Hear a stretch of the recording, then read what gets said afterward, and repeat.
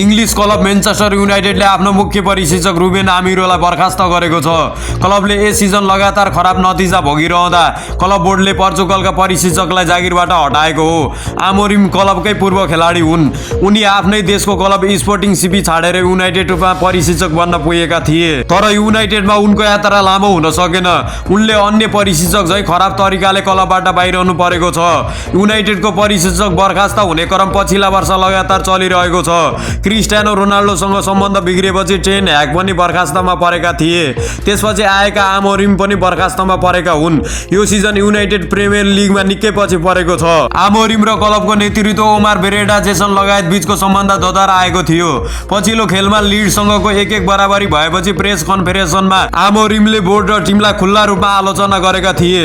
उनले भनेका थिए, म यहाँ म्यान्चेस्टर युनाइटेडको म्यानेजर बन्न आएको हुँ, कोच बन्न आएको होइन। उनको 3-4-3 फर्मेसन अडान खेलाडीलाई परिवर्तन, लचकता देखाउनु र इमोसनल व्यवहारलाई पनि कारण मानिएको छ।